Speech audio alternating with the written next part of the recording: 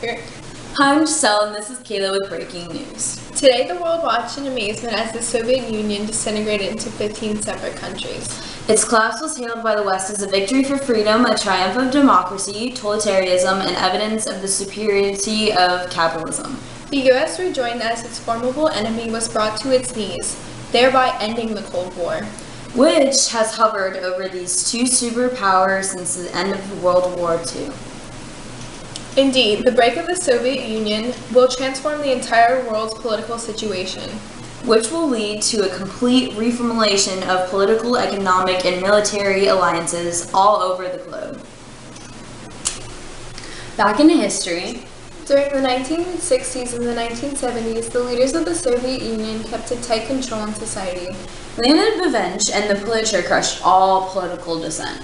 In 1985, Communist Party leaders named Gorbachev as the leader of the Soviet Union. Gorbachev felt that social society cannot improve without the free flow of ideas. He started a policy called Glasnost, which was the opening of churches and letting political prisoners out of prisons and allowing banned books to be published. Then Gorbachev began a policy called Perestroika to try to improve the Soviet economy by lifting the tight control of all managers and workers. In 1987, Gorbachev opened the political system and allowed the people to elect representatives to a legislature. Finally, Gorbachev changed the Soviet foreign policy forever. He moved to the end of the arms race against the United States.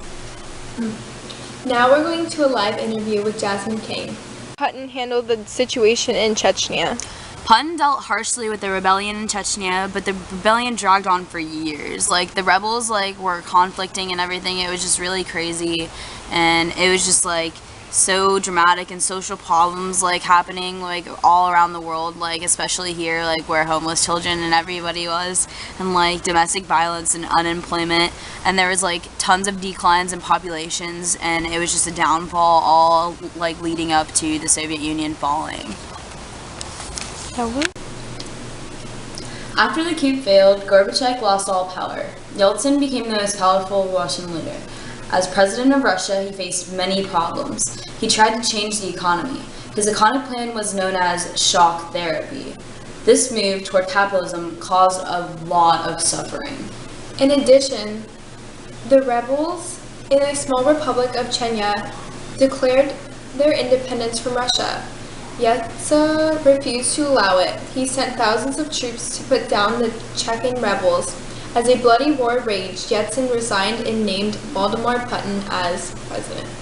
People from many different ethnic groups in the Soviet Union began calling for the right to have their own nation.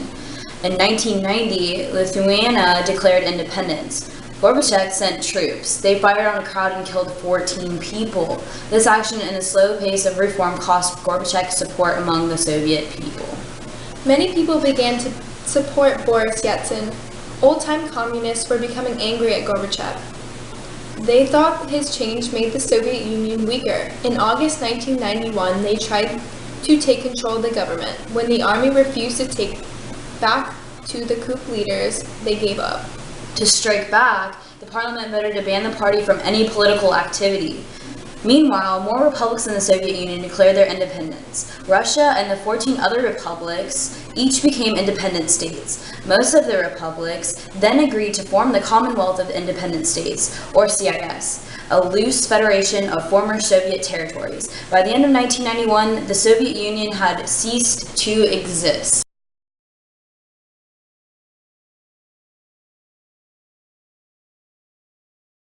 Dog, I don't need a dog whistle.